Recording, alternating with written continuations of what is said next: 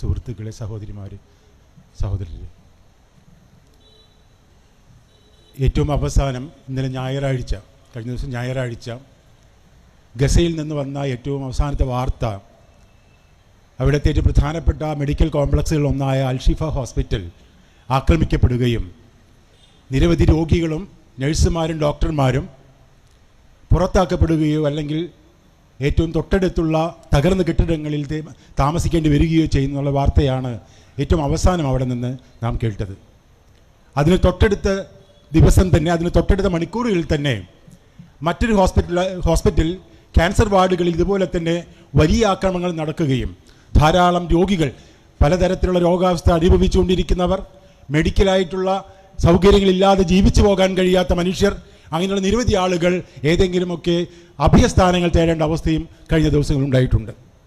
നമുക്കറിയാം, ലോകത്തെ പല യുദ്ധങ്ങൾ നടക്കുന്ന പ്രദേശങ്ങൾ, വംശഹത്യകൾ നടക്കുന്ന പ്രദേശങ്ങളിലെ മെഡിക്കൽ സൗകര്യങ്ങൾ നൽകിക്കൊണ്ടിരിക്കുന്ന ഡോക്ടേഴ്സ് വിത്തൗട്ട് ബോർഡർ എന്ന് പറയുന്ന സംഘടനയുടെ പ്രവർത്തനങ്ങൾ അവസാനിപ്പിക്കേണ്ടി വരുന്ന ഘട്ടത്തിലാണ് തങ്ങൾ നീങ്ങുന്നത് എന്ന് ആ സംഘടനയുടെ വക്താക്കൾ കഴിഞ്ഞ ദിവസം പറയുകയുണ്ടായി. ഞാനൊരു മാധ്യമപ്രവർത്തകനാണ്. ഒരു മാധ്യമപ്രവർത്തകൻ എന്ന നിലയിൽ പറയട്ടെ, അതുപോലെ തന്നെ ഗസയിൽ പ്രവർത്തിച്ചു കൊണ്ടിരിക്കുന്ന റിപ്പോർട്ടേഴ്സ് വിത്തൗട്ട് ബോർഡർ എന്ന് പറയുന്ന സംഘടന, അവർ പറയുന്നത് തങ്ങളുടെ 278ഓളം മാധ്യമപ്രവർത്തകർ പലസ്തീനിൽ മാത്രം, ഗസയിൽ മാത്രം കൊല്ലപ്പെട്ടിട്ടുണ്ടെന്നാണ്. കഴിഞ്ഞ ദിവസങ്ങളിൽ ചരിത്രത്തിൽ ആദ്യമായി 70ഓളം രാജ്യങ്ങളിലെ മാധ്യമ സ്ഥാപനങ്ങൾ അവരുടെ ഒന്നാം പേജുകൾ കറുത്ത നിറത്തിൽ പെയിൻ്റ് അടിക്കുകയും അത് ഒഴിച്ചിടുകയും ചെയ്തു. പല വെബ്സൈറ്റുകളും അവരുടെ ഒന്നാം പേജ്, അവരുടെ ഹോം പേജുകൾ ശൂന്യമായിടുകയും ചെയ്തു, ഒരു പ്രതിഷേധം എന്ന നിലയിൽ. അപ്പോൾ ഇത്രയൊക്കെ ലോകത്ത് നടന്നുകൊണ്ടിരിക്കുമ്പോൾ നമുക്കറിയാം, കഴിഞ്ഞ ദിവസങ്ങളിൽ മറ്റൊരു വാർത്ത കൂടെ അവിടെ നിന്ന് വരികയുണ്ടായി. 2024 അതുപോലെയുള്ളൊരു വാർത്ത വരികയുണ്ടായി. അവിടെ കൊല്ലപ്പെട്ട കുട്ടികളുടെ ശരീരത്തിൽ നിന്ന് കണ്ടെടുക്കപ്പെട്ട ഷെല്ലുകളിൽ, കണ്ടെടുക്കപ്പെട്ട ആയുധങ്ങളിൽ ഇന്ത്യ നിർമ്മിച്ചതാണ് എന്നുള്ള തെളിവുകൾ പല മാധ്യമ സ്ഥാപനങ്ങളും പുറത്തു കൊണ്ടുവരികയുണ്ടായി. ഇത്തരത്തിലുള്ള തെളിവുകൾ പുറത്തു കൊണ്ടുവരുന്നതിൻ്റെ ഭാഗമായിട്ട് ആയിരിക്കണം ഈ മാധ്യമ സ്ഥാപനങ്ങളെ കൂടി ലക്ഷ്യമിട്ടുകൊണ്ടുള്ള പ്രവർത്തനങ്ങൾ നടന്നുകൊണ്ടിരിക്കുന്നത്. റിപ്പോർട്ടേഴ്സ് വിത്തൗട്ട് ബോർഡർ പറയുന്നത്, ഈ രീതിയിൽ കാര്യങ്ങൾ പോവുകയാണെങ്കിൽ ഗസയിൽ നിന്ന് ഒരു വാർത്ത പോലും പുറത്തു വരികയില്ലെന്നാണ്. കാരണം എല്ലാ വാർത്ത വരാനുള്ള എല്ലാ സാഹചര്യങ്ങളും ഗസയിൽ അവസാനിച്ചിരിക്കുകയാണ്.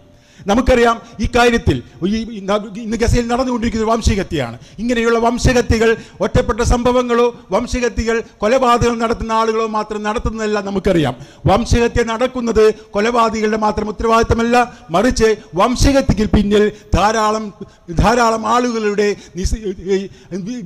സമ്മതികളുണ്ട്, ധാരാളം ആളുകളുടെ നിശബ്ദതകൾ, ധാരാളം ആളുകളുടെ പിന്തുണകൾ, നാം അറിയാതെ തന്നെ നൽകുന്ന പിന്തുണയൊക്കെ ഈ വംശഹത്യയുടെ കാരണമായിട്ട് മാറുന്നുണ്ട്.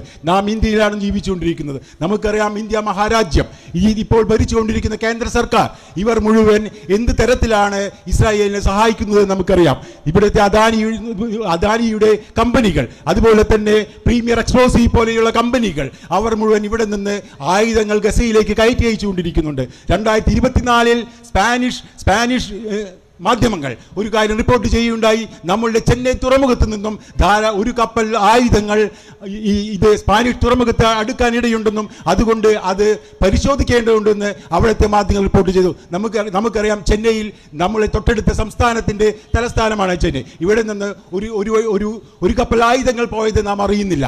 അവിടെ നിന്ന് ഒരു പറ്റം ആയുധങ്ങൾ കയറ്റി അയക്കുന്നത് ഇവിടെയുള്ള നാം മനസ്സിലാക്കുന്നില്ല.